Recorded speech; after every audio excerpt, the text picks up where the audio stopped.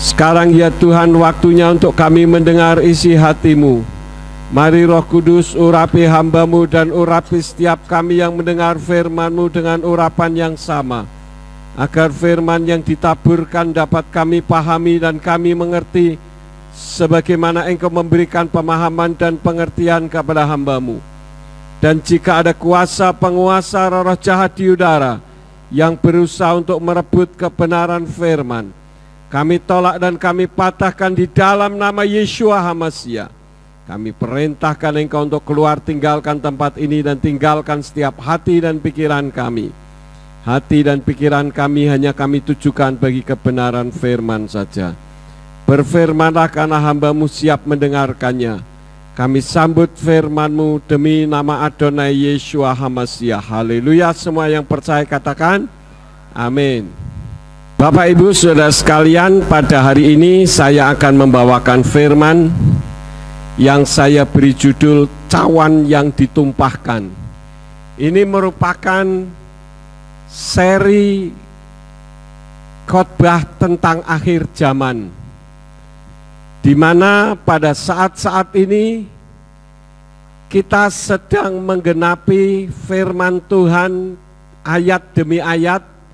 Dan hari ini saya akan mengambil dari kitab Wahyu pasal 16. Kitab Wahyu pasal 16 ayat 12 sampai ayat yang ke-16. Saya akan baca dari Indonesian Literal Translation yang demikian bunyinya. Dan malaikat yang ke-6 menumpahkan cawannya ke atas sungai yang besar, yakni sungai Efrat, dan airnya menjadi kering, sehingga jalan bagi raja-raja dari terbitnya matahari dapat dipersiapkan. Dan aku melihat dari mulut naga dan dari mulut binatang buas dan dari mulut nabi palsu itu 3 roh najis serupa kata, agar pergi kepada raja-raja bumi dan seluruh bumi yang didiami untuk mengumpulkan mereka ke dalam peperangan hari itu, hari besar Elohim penguasa semesta, karena mereka adalah roh-roh setan yang mengadakan tanda-tanda. Lihatlah, aku datang bagaikan pencuri. Berbahagialah mereka yang berjaga-jaga dan memelihara jubahnya, sehingga dia tidak berjalan telanjang dan mereka melihat aib ketelanjangannya. Dan dia mengumpulkan mereka di tempat yang disebut dalam bahasa Ibrani Har Megiddo. Saudara-saudara, ketika saya membaca ayat-ayat ini dan melihat satu kenyataan, realitas yang terjadi di atas muka bumi, maka hati kecil saya terasa bahwa kedatangan Yeshua HaMashiach sudah tidak lama lagi. Kenapa? Karena apa yang dinubuatkan di dalam kitab suci ini sudah tergenapi, bukan sedang digenapi atau belum digenapi, tetapi sudah digenapi. Nanti saya akan memutar video, saudara bisa mendengarkannya. Apakah yang disebut dengan cawan di sini? Dikatakan cawan yang ditumpahkan, yaitu malaikat yang ke-6, ayat yang ke-12. Malaikat yang ke-6 menumpahkan cawannya ke atas sungai yang besar. Jadi ada malaikat yang ke-6 menumpahkan cawannya ke atas sungai yang besar. Yang disebut dengan sungai yang besar di situ sungai apa, saudara-saudara? Sungai Efrat. Kita ingat Ketika Bapa Yahweh menciptakan Adam dan Hawa, ada di sekitar itu. Ada sungai Efrat, ada sungai apa lagi? Tigris, kemudian sungai apa lagi? Pison dan Gihon. Jadi ada di daerah itu. Nah, dari situlah awal manusia ada di atas muka bumi, dan diperkirakan dari situ juga manusia akan hancur. Cawan itu berbicara tentang kehidupan manusia.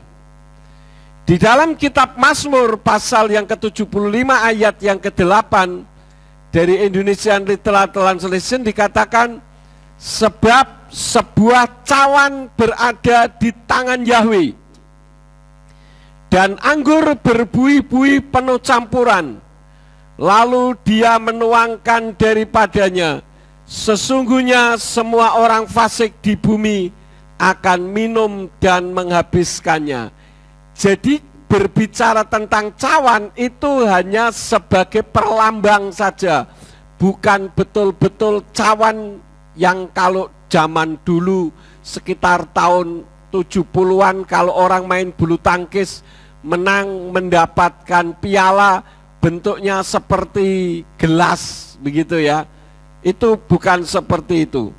Jadi cawan ini membicarakan tentang era kehidupan manusia atau masa-masa kehidupan manusia, di mana masa kehidupan manusia tentang sungai yang besar menjadi kering itu sudah ditumpahkan oleh malaikat yang ke-6. Dan cawan itu biasa untuk menelaah atau melihat kehidupan orang lain. Karena itulah maka tadi saya katakan bahwa cawan itu berbicara tentang satu zaman kehidupan manusia.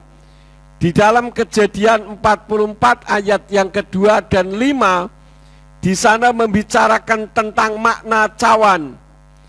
Dan cawanku, cawan perak itu, taruhlah di dalam mulut karung yang bungsu dan uang gandumnya.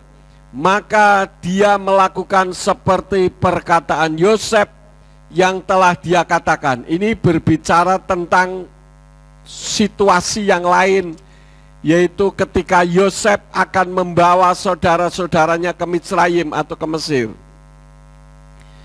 Bukankah ini yang dengannya tuanku biasanya minum, dan yang dengannya pula dia sesungguhnya dapat menelaah?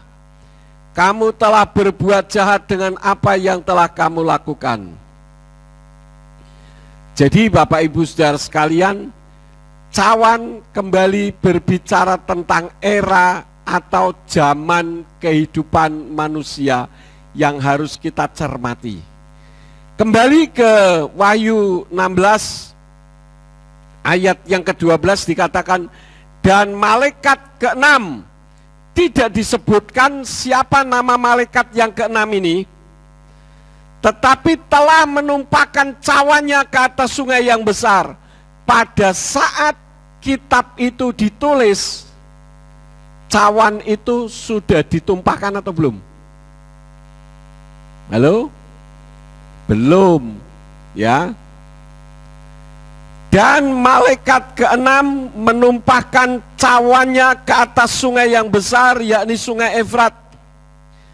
Dan airnya menjadi kering, sehingga jalan bagi raja-raja dari terbitnya matahari dapat dipersiapkan. Matahari terbit dari barat atau dari timur? Dari timur. Ini berbicara tentang penguasa-penguasa dunia dari timur. Indonesia termasuk timur atau barat? Timur. Maka sekarang ini Indonesia sedang mengalami kebangkitan yang luar biasa. Dan setan tidak mau kebangkitan itu terjadi dan berusaha untuk membuat Indonesia kembali terpuruk seperti zaman dulu. Tetapi apa yang sudah diramalkan oleh kitab suci tidak akan pernah gagal, saudara-saudara. Jadi Wahyu pasal 16 ayat yang ke-12 ini berbicara tentang era zaman kehidupan yang masuk rencana Elohim. Saya akan memutarkan video di mana Sungai Efrat itu, saudara-saudara, nanti jangan diputar dulu. Sungai Efrat itu kering. Padahal Sungai Efrat memiliki kedalaman yang paling dangkal itu 25 meter. Saudara bisa membayangkan sungai sangat besar, tempat yang paling dangkal 25 meter. Tidak diketahui yang pasti yang terdalam berapa. Itu kering. Seperti yang sudah dinubuatkan di dalam kitab Wahyu pasal 16 ayat berapa?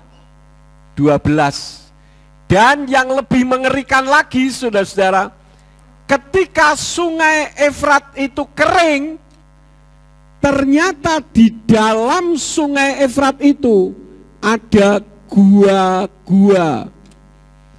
Dan dari gua-gua itu sudah terdengar suara erangan binatang yang sudah ditulis di dalam kitab suci kita.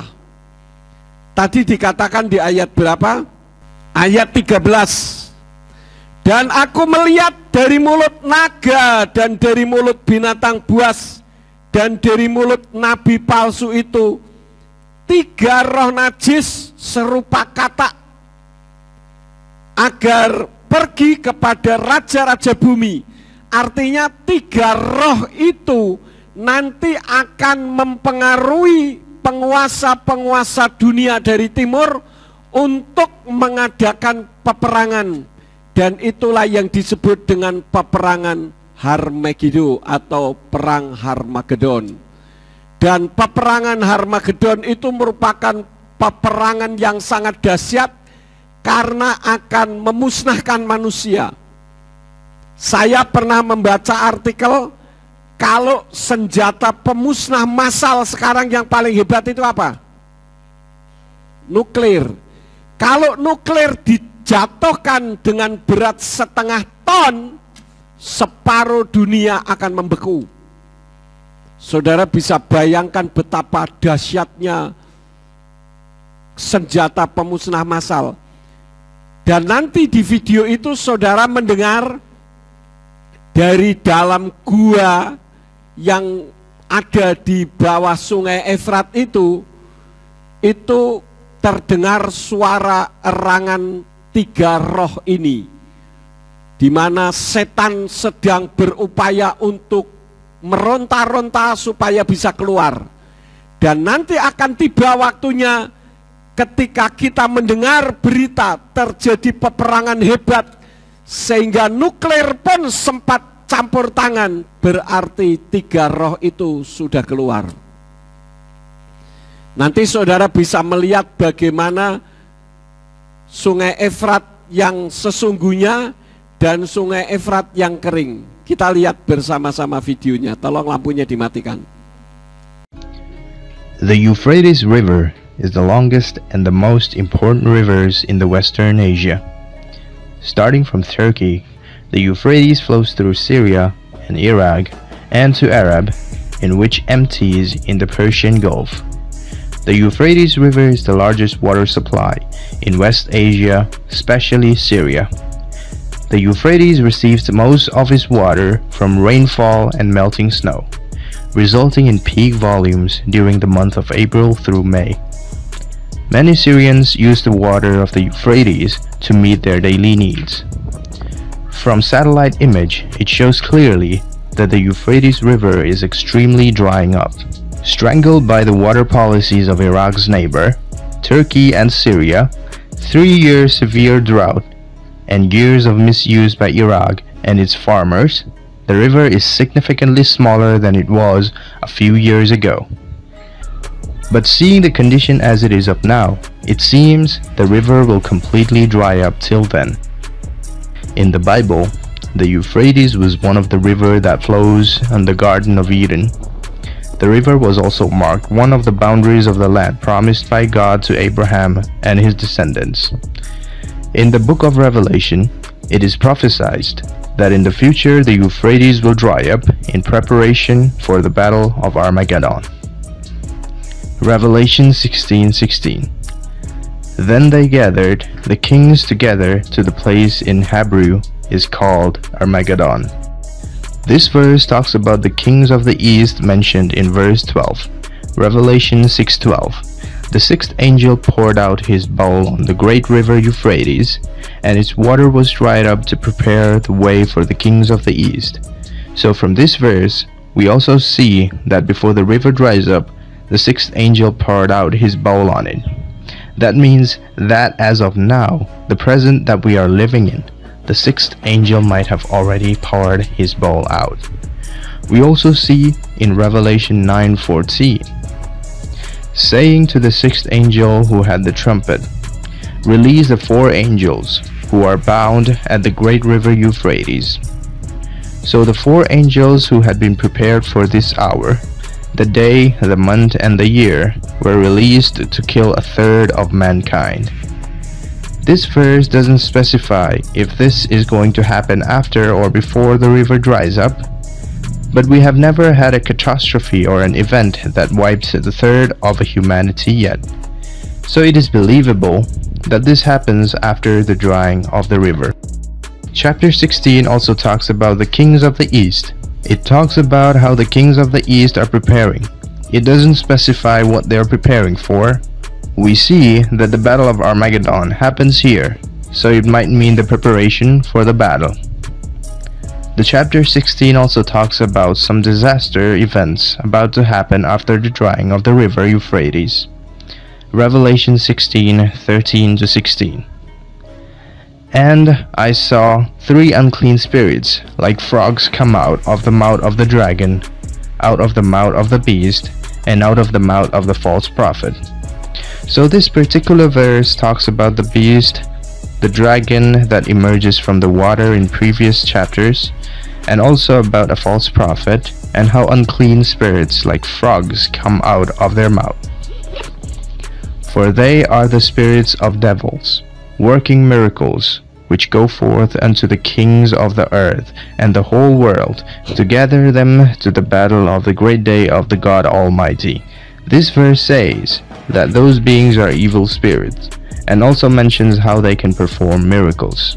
It mentions how they will go brainwash all the leaders of the earth to join the battle of Armageddon. Verse 15. Behold, I come as a thief. Blessed is he that watcheth and keepeth his garments, lest he walk naked, and they see his shame. And he gathered them together into a place called in the Hebrew tongue Armageddon. Recently, a shocking video showed a location that made strange sounds. It was said that the location was on the Euphrates River. The sound came from under the ground that came out through a gap. People in the place believed that the voice was the voice of demons imprisoned so as to make a sound like asking for help. Try to hear his voice below.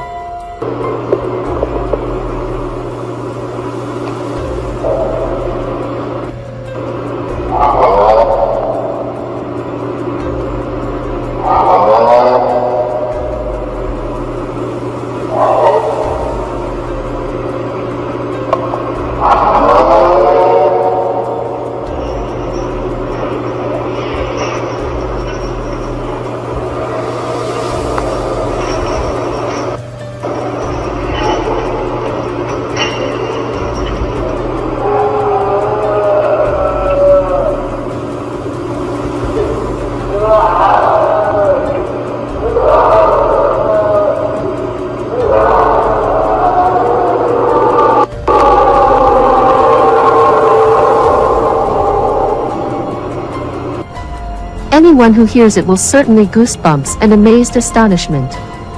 Will the voice be the voice of the demons? So far, no one knows the truth. Ya.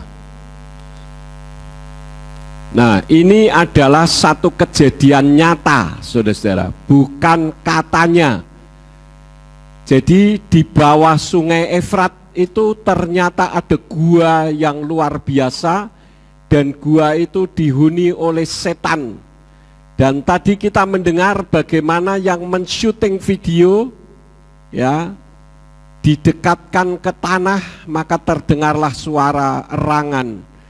Erangan ini adalah suara roh-roh jahat yang berusaha untuk minta keluar dari tanah itu.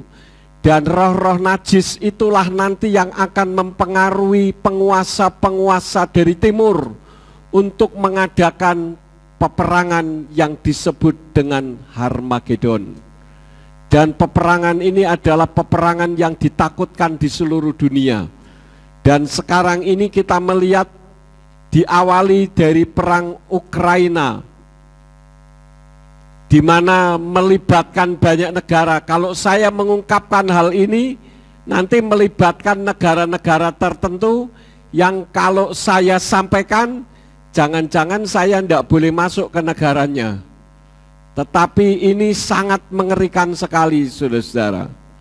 Jadi sekarang ini adalah masa-masa akhir zaman. Apakah Armageddon atau Harmegiddo? Harmegiddo itu huruf Ibraninya He, Res, Mem, Gimel, Yod, Dalet, dan Waw. Ini berarti lembah Megiddo atau bukit Megiddo, di mana di sana akan terjadi banyak kematian karena menggunakan senjata pemusnah massal atau nuklir. Dan tanda-tanda zaman sekarang sudah mulai bermunculan. Tadi saya waktu ada di situ, ada WA masuk sebuah video tentang kondisi di Selat Gibraltar, di mana ini adalah pertemuan antara Maroko dengan Spanyol. Lautnya tidak tercampur, saudara-saudara. Jadi seperti minyak dan air, ada garis begitu. Airnya tidak tercampur. Air dari daerah Maroko dan dari daerah Spanyol tidak bercampur. Kemudian 3 hari yang lalu saya membuka video di padang gurun Arab, keluar jutaan ikan kecil-kecil sebesar ikan lele biasa begitu. Itu jutaan keluar dari dalam tanah dan mengalir seperti aliran air. Ini adalah fenomena-fenomena akhir zaman, di mana tanda-tanda kedatangan Yeshua HaMashiach sudah hampir. Nah, yang menjadi pertanyaannya adalah, ketika kita mengetahui situasi yang sudah sedemikian luar biasa. Kemarin ada orang dari Surabaya ngirim WA kepada saya yang mengatakan ketika dia berkomunikasi dengan orang Yahudi, dikatakan bahwa orang Yahudi meramalkan akhir-akhir ini sudah masuk masa kesusahan. Saya bilang sudah ndak usah mikir tentang masa kesusahan sudah terjadi atau belum terjadi atau sedang terjadi. Yang terpenting adalah kita menata sikap hati dan motivasi kita, sehingga kapanpun Yeshua HaMashiach datang kembali, ketika kita mendengar suara tiupan shofar atau nafiri di angkasa, maka mata kita akan melihat sesuai dengan kitab suci. Kubur-kubur orang yang mengasihi Tuhan akan terbelah, dan dari dalamnya akan dibangkitkan orang seperti malaikat. Kemudian tiba-tiba tubuh kita diubah dalam sekejap seperti tubuh malaikat, dan kita tidak perlu mati. Ini yang harus ada di dalam kehidupan kita. Karena itulah, maka di dalam Wahyu 16 ayat yang ke-15, tadi memang saya tidak banyak memberikan komentar karena itu berbicara tentang ayat-ayat yang sedang digenapi. Dan sungai Efrat kering disebutkan tadi mulai tahun berapa, saudara-saudara? 2021. berarti sudah terjadi 1 tahun yang lalu. Ketika pandemi sedang merajalela, tidak ada orang yang tahu. Kenapa? Karena orang sedang sibuk mengurus dirinya sendiri. Tiba-tiba sungai menjadi kering dan cawan ditumpahkan oleh malaikat yang ke-6. Ya, sama seperti kedatangan Yeshua HaMasyiah, tidak ada orang yang tahu. Dikatakan datang seperti apa? Seorang pencuri. Ketika cawan ke-6 ditumpahkan, juga tidak menarik perhatian orang, karena orang sedang sibuk menghadapi pandemi, menghadapi virus COVID. Ketika menoleh ke sungai, ternyata sungainya sudah kering. Dan lebih mengerikan lagi, ternyata di bawah sungai ada gua yang diisi oleh roh-roh jahat, saudara-saudara. Dan roh-roh jahat itu sekarang sedang memberontak, berusaha untuk keluar dari situ. Jadi nanti kalau saudara mendengar berita adanya peperangan dimulai dari penguasa timur yang sudah kena pengaruh roh tersebut, maka kita bisa mengambil kesimpulan bahwa roh-roh yang ada di gua-gua tersebut sudah keluar. Nah, lalu bagaimana sikap kita? Di dalam Wahyu 16 ayat 15, Tuhan sudah memberi peringatan kepada kita. Apa yang harus kita lakukan ketika kita melihat suatu kenyataan ini? Dikatakan dari Indonesian Literal Translation, lihatlah, aku datang bagaikan pencuri, berbahagialah. Apa saudara-saudara? Berbahagialah mereka yang berjaga-jaga dan memelihara jubahnya, sehingga dia tidak berjalan telanjang dan mereka melihat aib ketelanjangannya. Jadi ayat ini memperingatkan kepada kita ketika air sungai Efrat sudah kering, apa yang harus kita lakukan? Dan sampai sekarang sungai Efrat masih kering, saudara-saudara. Ya, artinya bahwa apa yang ditulis di dalam kitab suci itu benar adanya, bukan bualan. Yang pertama yang harus kita lakukan adalah berjaga-jaga, karena waktunya tidak diketahui. Hanya orang yang berbahagia yang berjaga-jaga. Kalau tidak berjaga-jaga, maka orang itu akan mengalami masa kesengsaraan besar. Nah, yang dimaksud dengan berjaga-jaga itu bagaimana?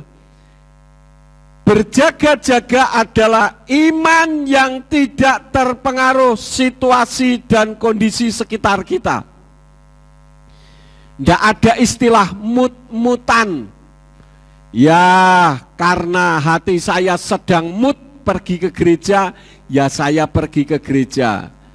Kalau mood saya sedang bad mood, sedang tidak punya keinginan untuk ke gereja, ya tidak usah ke gereja. Jadi orang yang berbahagia adalah orang yang selalu berjaga-jaga. Kitab suci mengajarkan kepada kita, orang yang tidak dipengaruhi oleh sekitarnya, yang tidak dipengaruhi oleh bad mood, adalah orang yang selalu panas dan membara di dalam dirinya. Di dalam kitab Wahyu pasal 3 ayat 15 sampai 16 dari Indonesian Literal Translation katakan, aku mengetahui perbuatan-perbuatanmu, bahwa engkau tidak dingin, tidak pula panas. Kalau saja engkau itu dingin atau panas, jadi karena engkau suam-suam, tidak dingin, tidak pula panas, aku akan segera memuntahkan engkau dari mulutku. Jadi orang yang berbahagia adalah orang yang selalu membara, di dalam hatinya punya keinginan untuk selalu dekat kepada Bapa Yahweh Besem Yeshua HaMasyiah wa Ruach HaKodes. Jadi tidak dipengaruhi oleh punya duit atau tidak punya duit. Tidak dipengaruhi oleh situasi sekitarnya. Karena itu kalau saudara melihat kehidupan saya tidak terpengaruh sama sekali dengan situasi dan kondisi yang ada. Mau pegang duit, mau tidak pegang duit, tidak ada masalah. Wong duit itu cuma kertas, saudara-saudara. Tidak ada orang makan duit. Yang penting hati kita tetap membara. Yang saya kasihan adalah orang-orang yang menentang nama Yahweh. Ini betul-betul menjadi pergumulan saya. Karena itu dalam 2 hari belakangan ini kan saya membuat YouTube singkat, ya. Judulnya apa, saudara-saudara? NKRI, Khilafah dan Kristullah. Yang sebelumnya apa? Nah, nanti saudara lihat deh ya. Saya membuat seperti itu semata-mata untuk mengingatkan supaya saudara memiliki hati yang selalu membara. Karena situasinya sudah tidak memungkinkan lagi untuk kita bermain-main dengan dosa. Paham saudara-saudara?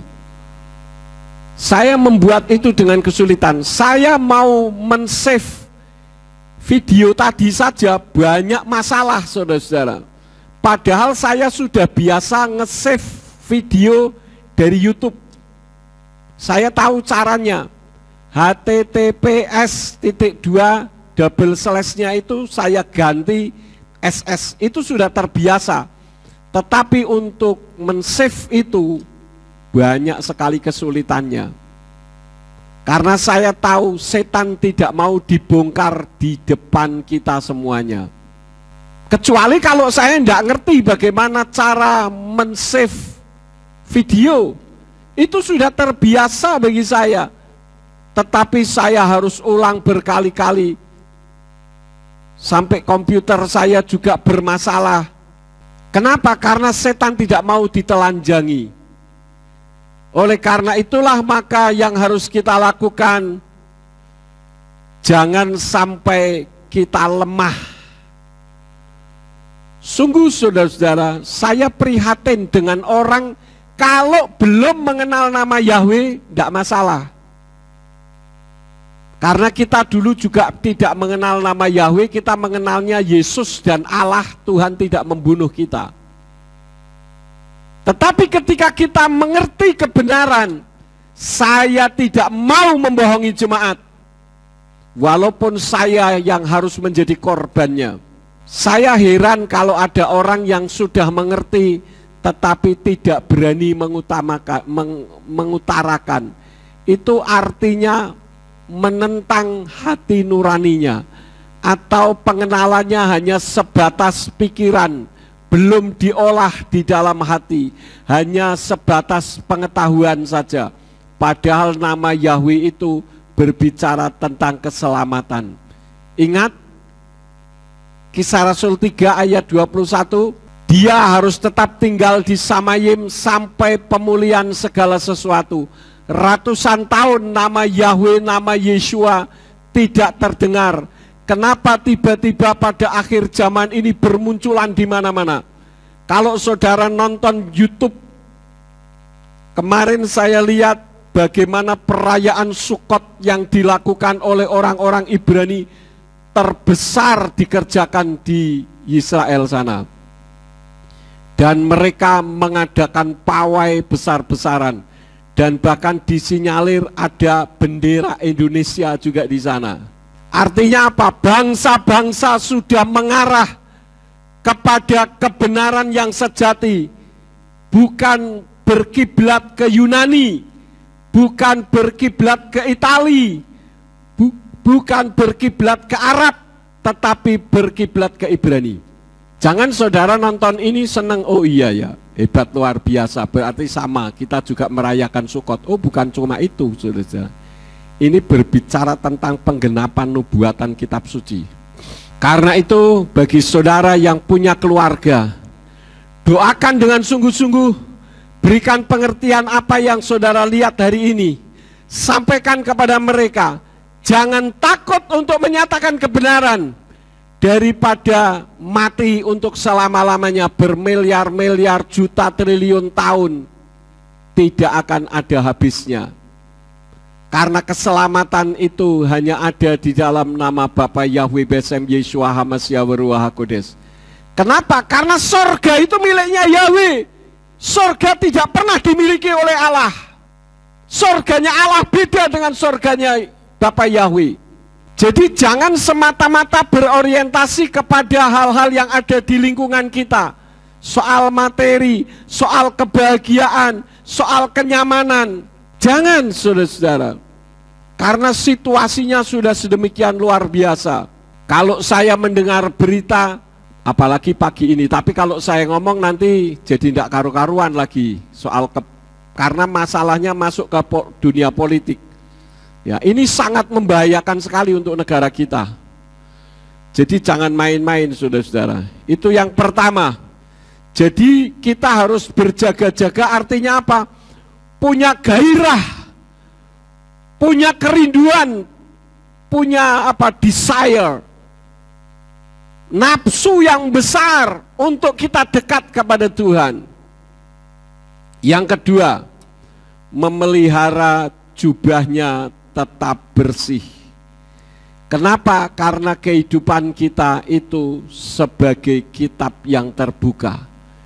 Di dalam kitab 2 Korintus pasal 3 ayat yang kedua dari Indonesian Literal Translation katakan, kamu adalah surat kami yang telah ditulis di dalam hati kami, yang diketahui dan dibaca oleh semua orang. Artinya apa? Kehidupan saudara harus bisa menjadi berkat bagi orang lain. Tapi bukan berarti setelah saudara mendengarkan firman ini, lah kalau gitu percuma dong Pak kita cari duit. Toh nanti pada akhirnya ketika rapture terjadi semua akan ditinggalkan. Tidak, saudara-saudara. Untuk mencari uang kita harus tetap mencari uang. Tetapi pada saat-saat di mana kita harus beribadah, di saat-saat kita harus mendekat kepada Tuhan, kita lakukan itu untuk Tuhan. Paham, saudara-saudara? Saya sampaikan hari ini serius, karena saya sendiri juga terkejut ketika melihat kenyataan yang ada. Sementara orang sedang sibuk dengan urusannya masing-masing, tiba-tiba cawan yang keenam ditumpahkan tanpa ada orang yang tahu. Tahu-tahu sudah kering. Semua orang terkejut. Bayangkan sungai dalamnya paling dangkal 25 meter. Bisa kering sedemikian rupa. Dipikir secara nalar akal manusia tidak mungkin. Tetapi itu mungkin dan sudah terjadi tahun yang lalu. Jadi belajarlah bagaimana kita hidup bisa menjadi berkat bagi orang lain. Jangan selalu memikirkan berkat harus masuk di dalam kehidupan saya.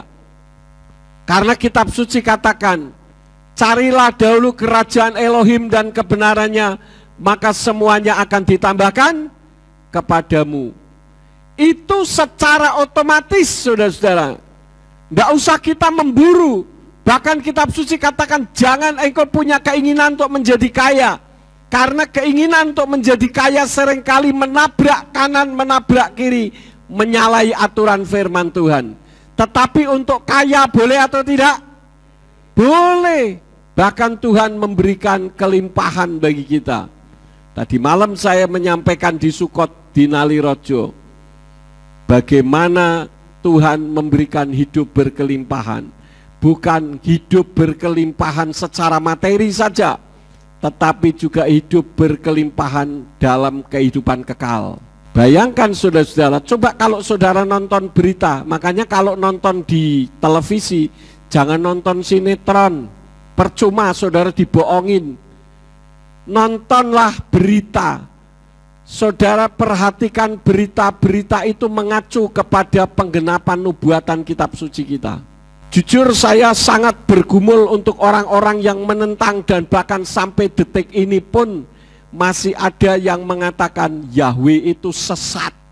Bagaimana mungkin Yahweh sesat, wong yang punya sorga itu Yahweh kok, bukan Allah kok bisa dikatakan sesat. Padahal nama Yahweh ditulis di perjanjian lama saja 6.800 kali lebih, di perjanjian baru 231 kali.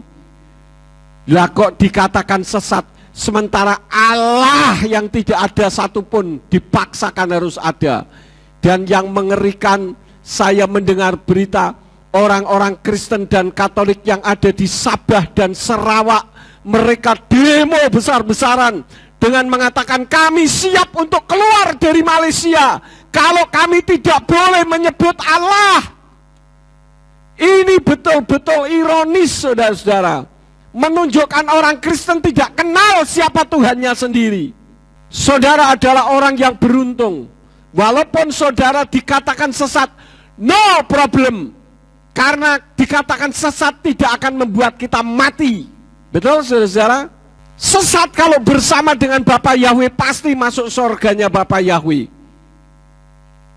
Tapi kalau sesatnya bersama dengan Allah, masuknya ke surganya Allah. Ini dua surga yang berbeda. Jadi kita harus hidup menjadi berkat. Saya tidak peduli, saya banyak dihujat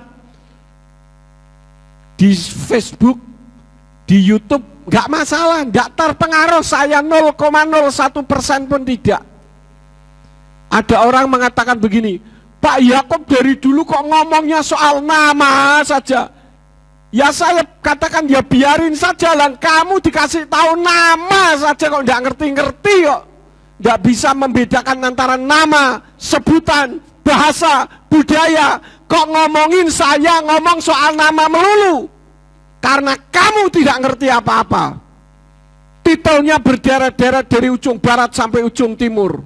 Ini sangat ironis sekali, sementara Yeshua HaMashiach sudah hampir datang. Memang tidak ada orang lain yang tahu, tetapi tanda-tandanya sudah sangat mengerikan.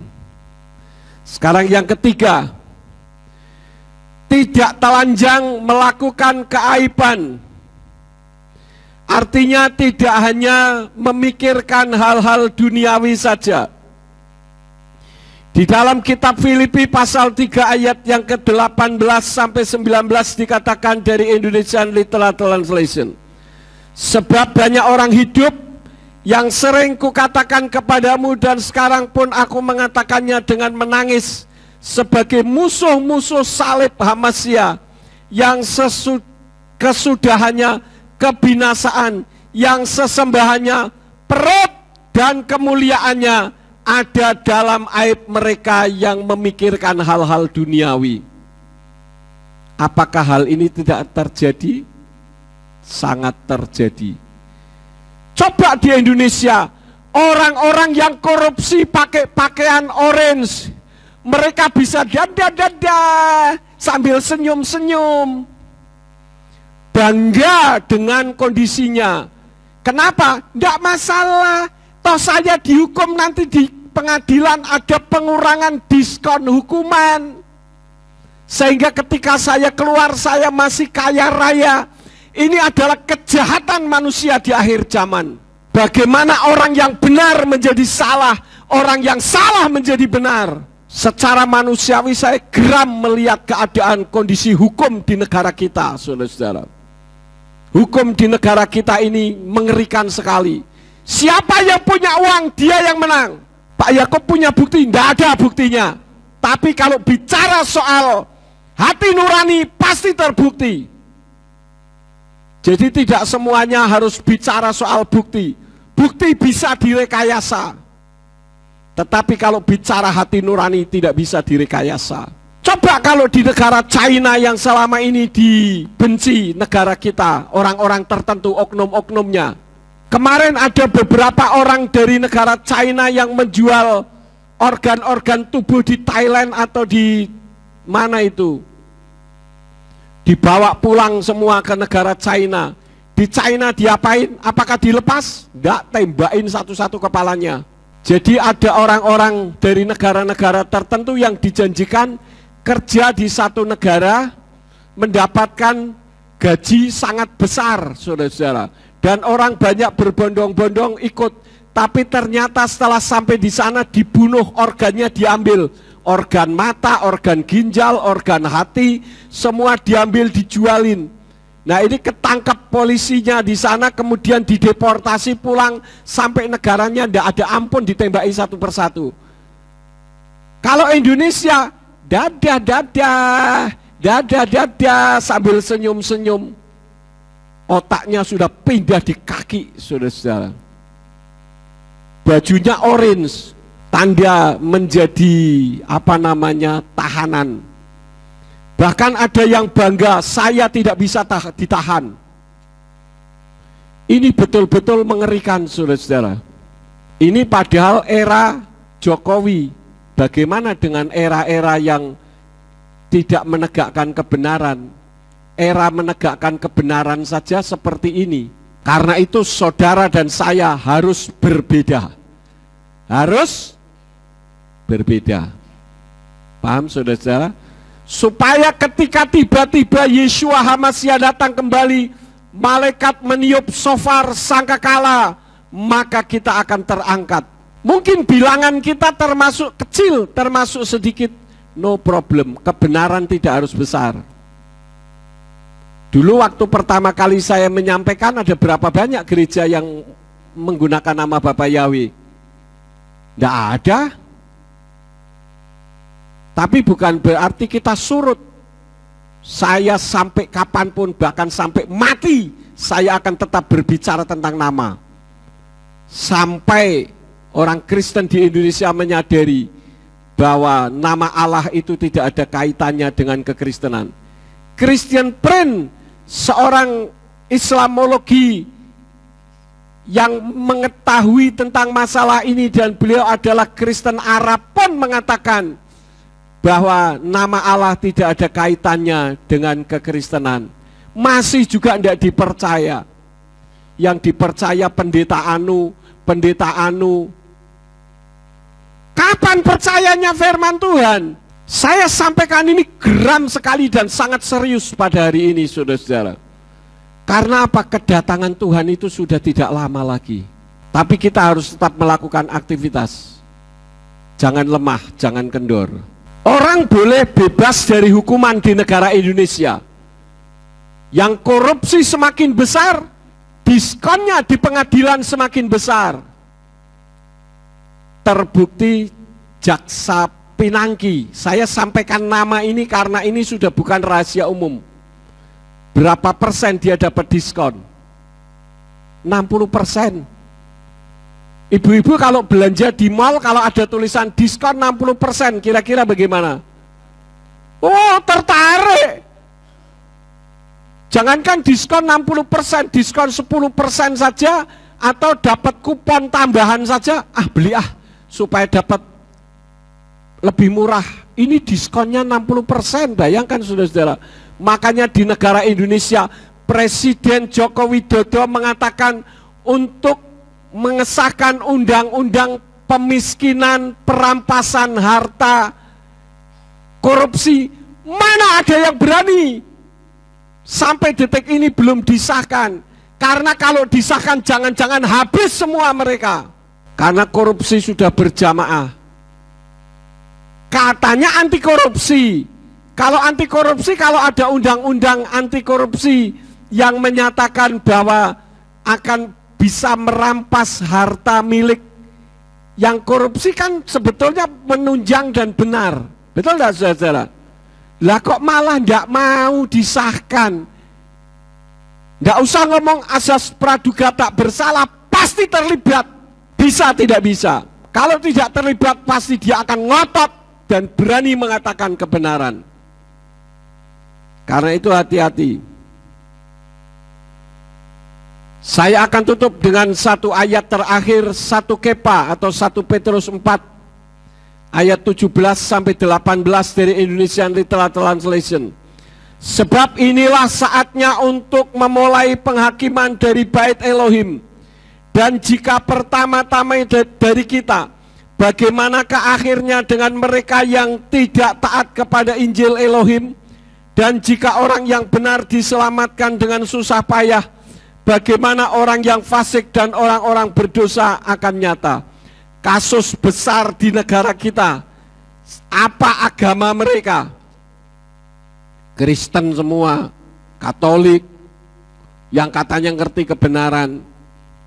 Dan ini penghakiman dari Bait Elohim.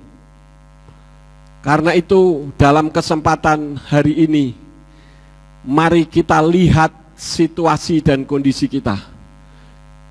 Sungai Efrat sudah kering, roh-roh jahat sudah akan dikeluarkan dan sudah memberontak minta keluar. Apakah saudara membara hati saudara untuk kemuliaan Tuhan?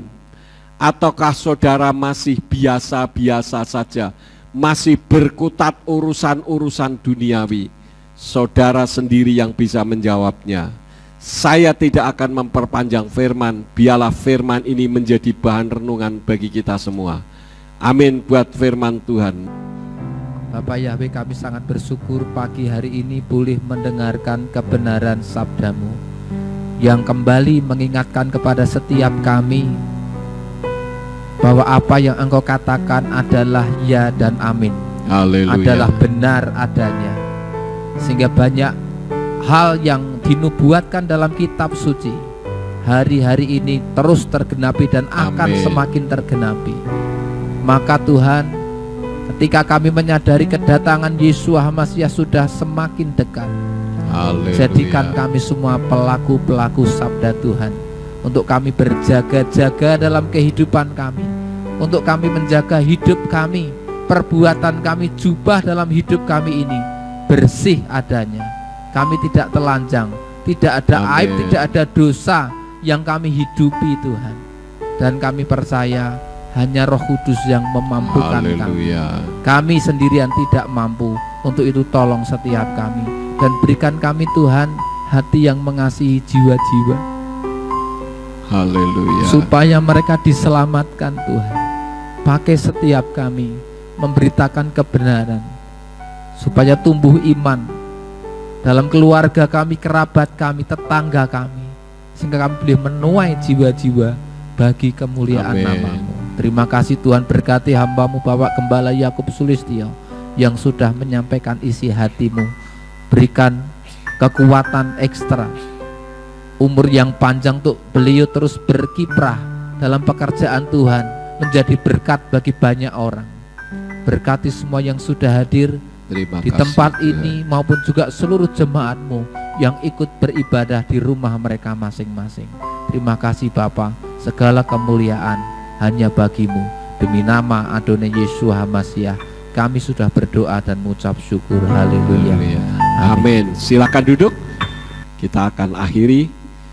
Bapa Sorgawi, kami mengucap syukur jika pagi ini Engkau mengingatkan kepada kami dalam situasi yang tidak enak, situasi yang sulit, situasi yang membebani kehidupan kami.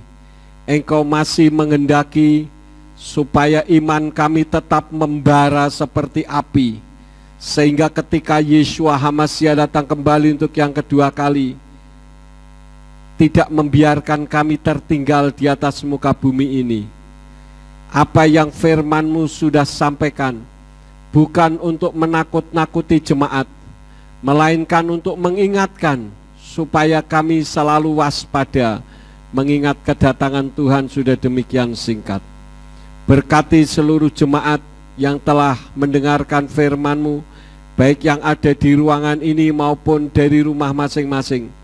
Berkati juga tangan-tangan yang sudah memberikan korban tatangan untuk radio. Kami yakin radio akan terus memenangkan jiwa-jiwa bagi kemuliaan nama-Mu.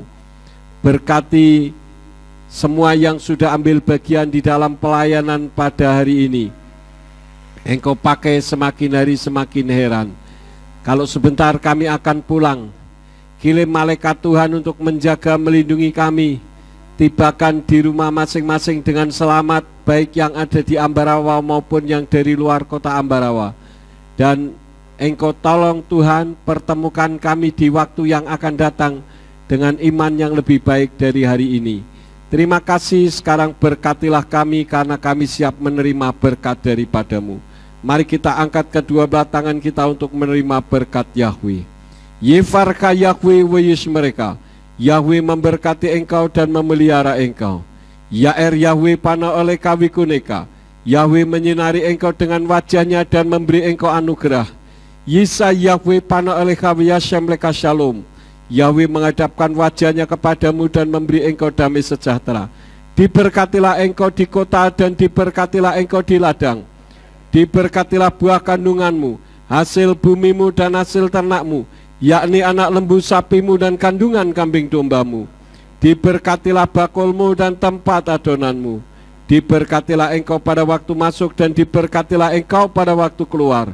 Sekarang pulanglah dan terimalah berkat kasih Bapa Yahweh Sang Pencipta, kasih karunia Adonai Yeshua HaMashiach Sang Pembeli Jiwa, dan Ruach HaKodes menyertai saudara sekalian sampai Maranatha. Adonai Yeshua HaMashiach datang kembali untuk yang kedua kali dan mengangkat kita semua. Haleluya.